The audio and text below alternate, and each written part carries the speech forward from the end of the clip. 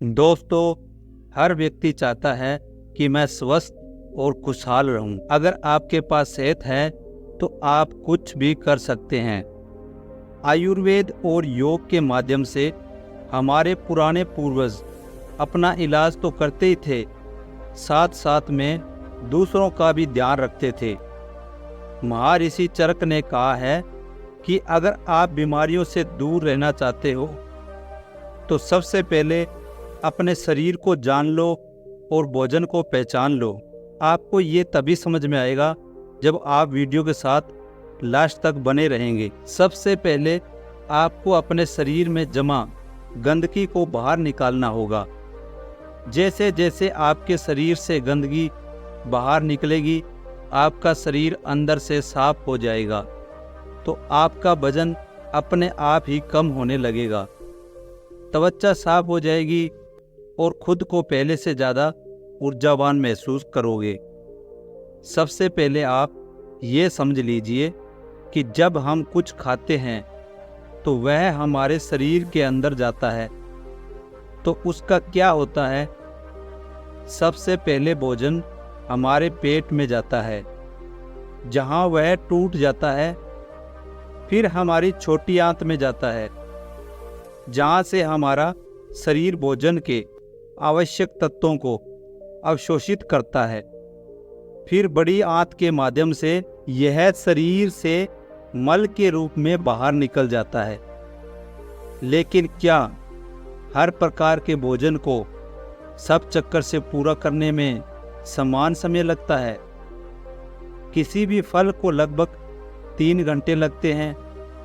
हमारे पेट में 1 घंटा, छोटी आंत में 1 घंटा और बड़ी आंत में 1 घंटा, और अनाज जैसे गेहूं, चावल और दालों से बने उत्पाद को लगभग 18 घंटे लगते हैं। इस चक्कर को पूरा करने में जिस भोजन में पानी जितना कम होगा, उस भोजन को शरीर से निकलने में उतना ही अधिक समय लगेगा।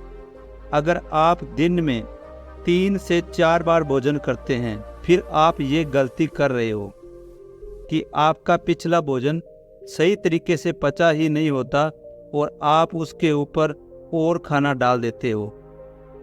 ये अंदर ही अंदर सड़ता रहता है और फंगस और कीड़े पैदा करता है। आपने लोगों के पेट में कीड़े होने के बारे में तो सुना ही होगा। वो कीड़े हमारे शरीर में आते कहाँ से हैं? वो कीड़े इस आधे पचे और सड़े हुए भोजन से ही पैदा होते हैं, जो हमारी आंतों में चिपक जाते हैं। ये जरूरी नहीं है कि आपने कल जो खाना खाया था वह आपकी आंतों में गंदगी के रूप में फंसा हुआ है। हो सकता है कि 2 महीने पहले आपने जो कुछ भी खाया था वह भी आपकी आंतों में गंदगी के रूप में फंसा हो। इसे पचाना और बाहर निकालना शरीर के लिए बहुत मुश्किल हो जाता है। ऐसा भोजन हमारी आंतों में चिपक जाता है और एक मोटी परत बना लेता है। देखिए, हम जो भी खाना खाते हैं वह हमारी आंतों की दीवारों के माध्यम से पचता है और पौष्टिक तत्व हमारे रक्त में चले जाते हैं। अगर गंदगी हमारे आंतों की दीवारों में जमा हो जाती है तो भोजन के रूप में जो भी रस निकलता है वो गंदगी के साथ भी अवशोषित होता है, हमारे रक्त में मिल जाता है और फिर रक्त के माध्यम से हमारे शरीर के सभी हिस्सों में पहुंच जाता है और उनके काम में रुकावट डालता है, और हम उनको अलग अलग बीमारियों का नाम दे देते हैं। ये गंदगी गांठ बन गई तो हम उसे मोटापा और पथरी कह देते हैं। अगर ये श्वास नली में जमा हो गई तो हम इसे अस्थमा कह देते हैं। असल में कहने का मतलब यह है कि गंदगी ही हमारे शरीर की सभी बीमारियों की जड़ है। अगर हम इस गंदगी को शरीर से बाहर निकाल दें तो हम अपनी सभी बीमारियों से छुटकारा पा सकते हैं। अगर हमारा शरीर अंदर से साफ है तो उसे कोई बीमारी नहीं हो सकती। आपका पहला काम है शरीर से गंदगी को बाहर निकालना। सभी बीमारियों को ठीक करने की शक्ति हमारे शरीर में ही होती है। इसके लिए आपको कोई दवा या दवाई की ज़रूरत नहीं है। अगर हम उपवास करते हैं तो उस भोजन को अपना काम करने का समय मिल जाता है और वह भोजन शरीर में अपना काम करके मल के रूप में बाहर निकल जाता है। ज़्यादातर लोग हर समय खाते ही रहते हैं। इस जीवन शक्ति को अपना दूसरा काम करने के लिए समय ही नहीं देते। इसीलिए शरीर की बीमारियों को ठीक करने और शरीर में जमी गंदगी को बाहर निकालने का मौका ही नहीं मिलता। इसलिए हम 12 घंटे का उपवास करके हमारे शरीर की मशीनरी को उनका काम करने के लिए समय दे सकते हैं, तो वो हमारे शरीर की गंदगी को धीरे धीरे बाहर निकालने लगेंगे और हम स्वस्थ रहेंगे।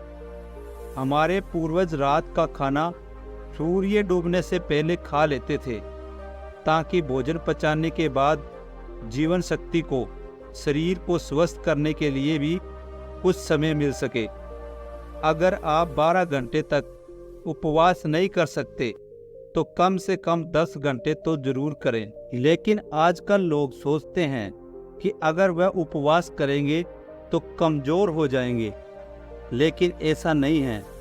हजारों साल पहले हमारे पूर्वज भी कई कई दिनों तक भूखे रहते थे और लंबी आयु और स्वस्थ जीवन जीते थे।